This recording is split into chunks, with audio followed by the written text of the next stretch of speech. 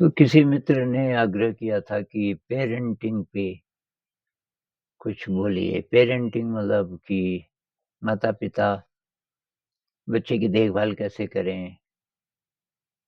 अ,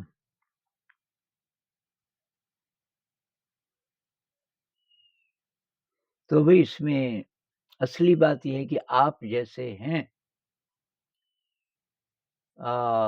वो सब इम्प्रेशंस बच्चे पे पड़ेंगे, उसका असर बच्चे पे पड़ेगा। क्योंकि आप ही पहले गुरु हैं माता-पिता। तो एक तो अगर एकल परिवार है, केवल पति-पत्नी हैं और कभी-कभी कोई 1 या 2 मेंबर्स और हैं, मान लीजिए दादा-दादी हैं और बहुत सारे परिवार ऐसे हैं कि 2 ही हैं, पति और पत्नी। तो आप 2 ही हैं, उसके लिए समाज है। तो बेस्ट समाज इंसानियत का कैसा हो सकता है, आप उसकी कोशिश कीजिए। और बच्चा किस उम्र का है, जैसे अभी 4 साल से छोटा है, तो उसको खेलने के लिए फिज़िकल खेल के लिए स्पेस चाहिए हर प्रकार का। अब शहरों में जैसे फर्श है एकदम फ्लैट, तो इसमें उतार-चढ़ाव तो है ही नहीं। तो आपको क्रिएट करना पड़ेगा। कोई चीज़ से ऐसा क्रिएट कर दो कि थोड़ा ऊपर चढ़ना पड़े बच्चे को, थोड़ा नीचे जंप करना पड़े, ऐसा स्पेस बनाया जा सकता है। आप थोड़ा-सा कोशिश करोगे, तो कोई छोटी-सी सीढ़ी है मान लीजिए और नीचे गद्दा वगैरह है, वो वहाँ से जंप कर सकता है। बच्चे को अपनी मांसपेशियों को विकसित करने के लिए वो सारे पोस्चर्स की ज़रूरत है, जो बाद में ये योगा में सिखाए जाते हैं। तो ज़्यादा से ज़्यादा पोस्चर्स बच्चे के आ जाएँ शरीर के, वो तब आएँगे कि आप कोई रस्सी से कुछ बना दीजिए, कि रस्सी के सहारे चढ़े, रस्सी का जाल बना दीजिए छोटा-सा। उस जाल में वो चढ़े, नीचे उतरे, उल्टा लटक सके। कोई डोरी है यहाँ से वहाँ तक पैरेलल, तो उस पर हाथ ही हाथ के सहारे जा सके। अ, जब 2 साल, 2.5 साल का जब बच्चा हो जाए, तो उसकी मांसपेशियाँ विकसित हो रही हैं एक तो और हमारे जो पहले तो बंदर थे ना, ऐसा बोलते हैं। तो जो आज़ादी बंदरों को होती है जंगल में, कहाँ से कहाँ छलांग लगाते हैं। वो सब ना करें तो सर्वाइव नहीं कर पाएँगे। अब हम भूल गए तो बचपन में ऐसा परिवेश हम नहीं देंगे तो कई प्रकार की बीमारियाँ लगेंगी और ब्रेन पे भी असर पड़ेगा। ब्रेन का जो डेवलपमेंट है, वो इन चीज़ों से भी जुड़ा है कि शरीर के कितने पोस्चर्स संभव हैं उस परिवेश में, जो कि आप बच्चे के लिए बना रहे हो। तो आप अपने घर में कितना ही छोटा आपका घर हो, ये सब इंतज़ाम बच्चे के लिए कर सकते हैं। मतलब आपको याद रखना पड़ेगा कि ये मकान आपने बच्चे के लिए भी बनाया। ये जो स्पेस है अंदर, लोग सजावट पे तो बहुत ज़्यादा स्पेस खर्च कर देते हैं। जैसे एक बैठने का कमरा है उसमें सोफ़े लगा देते हैं कि मेहमान बैठेंगे, ये तो अब बच्चा कहाँ खेलेगा? अगर आपके पास वही मेन कमरा है, तो मेहमान नीचे बैठ सकते हैं कहीं भी। ज़मीन पे बैठने वाला जितना ज़्यादा आप करोगे वो बच्चे के लिए भी अच्छा है, उसको भी ज़्यादा स्पेस मिलेगा और मेहमान अगर अच्छे मेहमान हैं तो ज़मीन पे बैठना पसंद करेंगे, जूते वगैरह बाहर उतरवा दो। एक तो ये, दूसरा टेक्नोलॉजी का उपयोग अगर आप बहुत ज़्यादा करते हो, मोबाइल फ़ोन वगैरह का, तो फिर बच्चा अभी से उसको आदत पड़ जाएगी। तो आपको अपनी ज़िंदगी को दोबारा से खूबसूरत बनाना पड़ेगा। क्या संगीत करते हो? वाद्य यंत्र हैं घर में? नहीं है तो वो रखिए। ये टीवी वगैरह है उसको हटा दीजिए, टीवी की कोई ज़रूरत नहीं। वो सारी चीज़ें तो फ़ोन में भी होती हैं आजकल।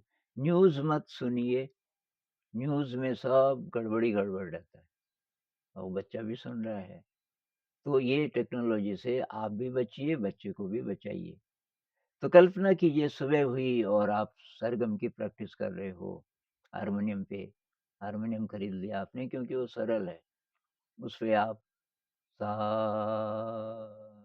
रे प्रैक्टिस कर रहे हो, बच्चे की नींद खुली संगीत के साथ, वो बच्चा भी फिर सीखना चाहेगा।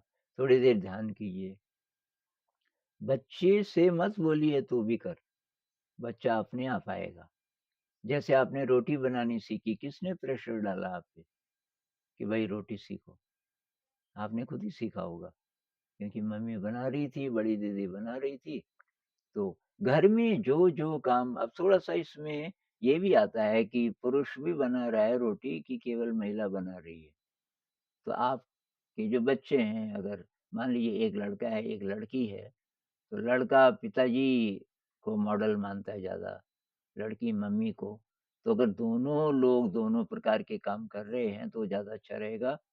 संगीत होना चाहिए, कला होनी चाहिए, क्रिएटिविटी होनी चाहिए, बच्चे को आज़ादी होनी चाहिए और फ़िज़िकल आज़ादी मतलब ऐसा स्पेस बना दो जिसमें बच्चा ये सब कर सके। लिखाई-पढ़ाई की उम्र भई 7 साल से पहले तो बिल्कुल नहीं है। इसलिए मैं तो कहता हूँ भई होम स्कूलिंग करो। स्कूलों से बचाओ क्योंकि बच्चे की ज़िंदगी पर बहुत बुरा असर पड़ रहा है इन स्कूलों का। उसपे अभी से प्रेशर डालोगे, बाद में आप कॉम्पिटिटिव एग्ज़ाम के लिए धक्का दोगे उसको कि ज़रूर निकलना है। अब प्रेशर, एंग्ज़ायटी कॉम्पिटिटिव एग्ज़ाम में 1000 में से 1 निकलता है। तो मेरी सलाह ये है होम स्कूलिंग कीजिए और ये कॉम्पिटिटिव एग्ज़ाम वाला रास्ता इस पे मत डालिए बच्चे को। और बहुत सारे अल्टरनेटिव्स हैं।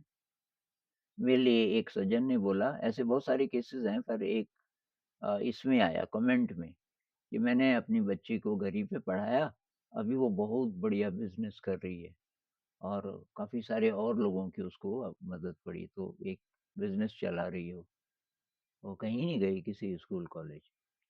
तो बच्चे के लिए ये आपको करना पड़ेगा। दूसरी बात ये जो अ, आपकी दिनचर्या कैसी है, आपका आचरण कैसा है? अगर घर में दारू भी चलती है कभी-कभी तो भाई बच्चे को फिर दोष मत देना, बच्चा ड्रग एडिक्ट भी बनेगा फिर कभी न कभी। तो ये अपना खान-पान ठीक रखिए, ये स्मोकिंग, ये जितने भी नशे हैं, इनसे बचिए, झूठ बोलने से बचिए। झूठ हम ज़रा-सी बात में झूठ बोल देते हैं। बच्चा बोलता है कि फ़ोन आया मम्मी आपके लिए, अब आप खाना बना रहे हो, बोलो कि मम्मी अभी बाथरूम में है, आधे घंटे में आएगी। ये तो झूठ है ना? तो कैसे करके सच बोलें? तो ये बोल सकते हैं मम्मी अभी अवेलेबल नहीं है, तो ये तो सच है, क्योंकि आप अभी बात करना नहीं चाह रहे या कर नहीं पा रहे। लेकिन इसके बदले कुछ और बोल देना, ये तो ठीक नहीं है। ऐसा झूठ हम बहुत आराम से बोल देते हैं। जैसे मान लीजिए आप बाज़ार में हो, किसी का फ़ोन आया कि कहाँ हो? अब आपको किसी कारण से आप बताना नहीं चाह रहे, तो आप बोलते हो मैं घर ही पे हूँ, जबकि हो आप बाज़ार में। ये छोटे-छोटे झूठ बच्चे को सब पता चलता रहता है। तो बच्चा आपसे ये सारी चीज़ें ले रहा है, सारे प्रकार के अच्छा, उसको खिला क्या रहे हो?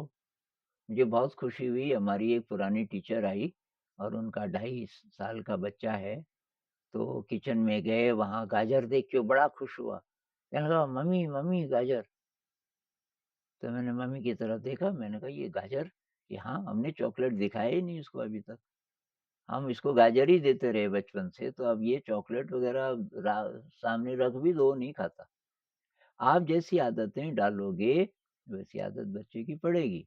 तो ये बाज़ार की जो चीज़ें हैं, चॉकलेट है, ये नूडल्स हैं, बिस्किट्स हैं, बेकरी की चीज़ें हैं, प्रोसेस्ड फूड है, सब हटाइए अपनी ज़िंदगी से भी। भई सिंपल दाल, भात, सब्ज़ी, रोटी साउथ के अगर आप हैं तो इडली, डोसा जो ट्रेडिशनल चीज़ें हैं, शुद्ध चीज़ें अ, वो लीजिए और तो खान-पान बहुत ज़रूरी है, एक्सरसाइज़ आप उठते किस समय हो? मैं माता-पिता की बात कर रहा हूँ। होता ये है कि माता-पिता तो अपनी ज़िंदगी सुधारना नहीं चाहते और बच्चे के पीछे पड़े रहते हैं। आप खुद टीवी देख रहे हैं आजकल पता नहीं टीवी मैं तो बहुत सालों से समाज में रहा नहीं, तो मुझे नहीं पता टीवी आजकल है कि नहीं है, हो सकता है कि अब टीवी नहीं देखते हों लोग आजकल, पता नहीं। मम्मी-पापा टीवी देख रहे हैं, बच्चे को बोल रहे हैं कि जा बेटा तू होमवर्क कर। भई अब आप तो फालतू बैठ के और वहाँ देख रहे हो टीवी, उसको बोल रहे हो होमवर्क क्यों करेगा वो?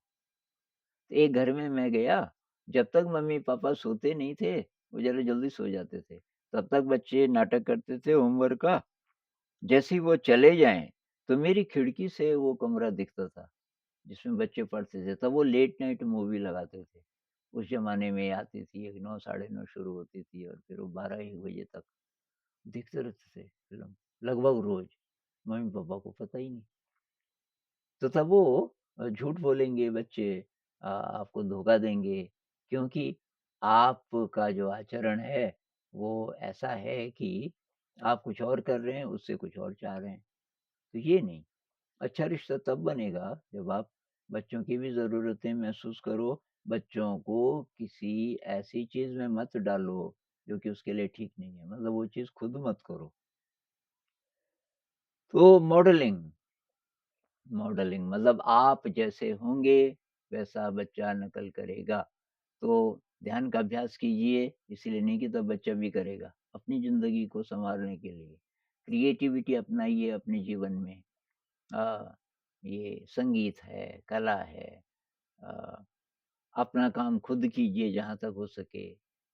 तो मान लीजिए कि खाना बनाने के लिए किसी की आप मदद लेते हो, जबकि आपके पास टाइम है, तो क्यों ले रहे हो किसी की मदद?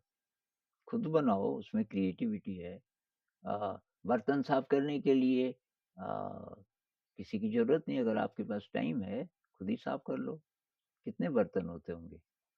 हमारे यहाँ तो 12-13 लोग हैं, तो बहुत सारे बर्तन होते हैं और 20-25 मिनट में सब साफ हो जाते हैं।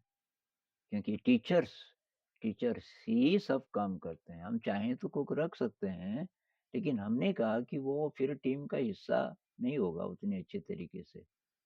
तो स्वीपर हमारा अलग नहीं है, हमारे टीचर ही सब काम करते हैं, सारी चीज़ें और खुशी-खुशी से करते हैं और थोड़ा-सा मतलब एक्सरसाइज़ भी हो जाती है और जिनको आदत नहीं तो यहाँ आके आदत पड़ जाती है। वही टॉयलेट साफ करने में क्या लगता है, आपने यूज़ किया थोड़ा-सा ब्रश मार दो, उसपे बात खत्म। किचन साफ करते हैं हफ्ते में 1 दिन, जैसे जिस दिन छुट्टी है, तो सारी टीम लग जाती है, जैसे 4-5 लोग हैं और कोई बड़ी सफाई करनी हो तो फिर ये 8-10 लोग इकट्ठे हो जाते हैं, तो सब काम हो जाता है। तो ये घर के जितने काम हैं, इससे सब बच्चा सीखेगा ना, नहीं तो बच्चा कुछ नहीं करेगा और कुछ नहीं करेगा तो उसके स्वास्थ्य के लिए भी वो अच्छा नहीं है। तो एक्सरसाइज़ हो, काम करते हुए भी और काम को ध्यान कैसे बनाओगे फिर आप? अगर आप बैठे ही रहोगे ज़्यादातर मान लीजिए आपके पास है, बहुत सारी हाउसवाइफ्स हैं, जिनके पास समय है, थोड़ा स अपर मिडल क्लास वाली इनकम ठीक-ठाक है, तो वो किसी और की मदद लेते हैं खाना बनाने के लिए, बर्तन साफ करने के लिए। तो ये बहुत बड़ी अपॉर्च्युनिटी थी मेडिटेशन के लिए और उस समय आप क्या करते हो? आप फ़ोन पे रहते हो। तो अपनी ज़िंदगी को आप अगर सँवारोगे, तो बच्चे पे भी असर पड़ेगा, बच्चा हो या ना हो। मान लीजिए कि बच्चा भी नहीं है, ये संदेश सबके लिए है। माता-पिता आप अकेले हो या आप शादीशुदा हो, अ, आपके पास बच्चे हैं, नहीं हैं, किसी भी उम्र के आप हैं, भई अपने जीवन में थोड़ा-सा खुशी चाहिए ना आपको, थोड़ा-सा एनर्जी चाहिए। तो तब आएगी जब ये हाथ के काम आप खुद करो, जितना कर सकते हो, आराम-आराम से। बहुत ज़्यादा काम अगर आपके पास है, ऑफ़िस भी जाना है, ये भी करना है, वो भी करना है, तो मदद ले लो, लेकिन जहाँ तक हो सके खुद करो और उसको ध्यान बनाओ। अ, तो अभी तो मुख्य बात ये है कि भई आप जो कल्पना करते हो बच्चे के लिए कि ऐसा इंसान बने, जो कि क्रिएटिव हो, जिसका व्यवहार अच्छा हो, जिसका शरीर तंदुरुस्त हो, जो सामाजिक हो जो झूठ नहीं बोले इत्यादि, तो वैसा आपको बनना पड़ेगा। हर एक बात में, छोटी-छोटी बात में भी। तो घर का माहौल ऐसा हो कि पति-पत्नी के बीच बहुत अंडरस्टैंडिंग है। अगर आपकी अंडरस्टैंडिंग नहीं है, ठीक से बातें नहीं करते एक-दूसरे से, तो फिर आशा मत कीजिए कि वो बच्चा अच्छा इंसान बनेगा और बड़ा होकर के आपके साथ अच्छा व्यवहार करेगा। क्योंकि आप तो पर अगर माता-पिता दोनों के बीच बहुत अच्छा संबंध है अच्छी तरीके से बात की एक-दूसरे की बहुत मदद करते हैं तो उसका असर पड़ेगा बच्चे पे। रोटी, पापा जी रोटी बेल रहे हैं, मम्मी जी सेक रही हैं मम्मी बर्तन मल रही है, तो मम्मी पानी डाल रही है, पापा जी बर्तन मल रहे हैं। ऐसा भी तो हो सकता है ना? कुकिंग हो रही है, तो पिताजी प्याज़ काट रहे हैं और मम्मी जो है वो आलू काट रही है। इस तरीके के दृश्य अगर बचपन से होंगे तो बच्चा भी हाथ से काम करना सीखेगा और संगीतमय वातावरण है। बात-बात में संगीत की बात होती है कि भई वो जो राग भूपाली है ना थोड़ा-सा मैं वो बजाने वाली हूँ, राग भूपाली। तो बच्चा बचपन से ये सारी चीज़ें सुन रहा है। तो ऐसा वातावरण आप बनाओगे संगीत नहीं तो संगीत टीचर के पास भेज देते हैं। बहुत सारे पेरेंट्स जिनको पता है संगीत अच्छी चीज़ है, खुद तो सीखते नहीं। बच्चे को टीचर के पास भेजने की ज़रूरत नहीं है। संगीत के लिए कहीं भेजने की ज़रूरत नहीं है। आप सीखिए, आपके साथ बच्चा बैठेगा। संगीत के लिए, कला के लिए, क्रिएटिविटी के लिए कहीं भेजने की अभी ज़रूरत नहीं है। आप जितना सीखोगे अभी उतना ही काफ़ी है बच्चे के लिए। तो मुख्य संदेश तो यही है भई कि आप अपने जीवन के साथ थोड़ा-सा एक्सपेरिमेंट्स कीजिए, अपनी ज़िंदगी सँवारिए। माता-पिता की ज़िंदगी में जितनी-जितनी अच्छी चीज़ें आएँगी, बच्चे पे ज़रूर उसका असर पड़ेगा।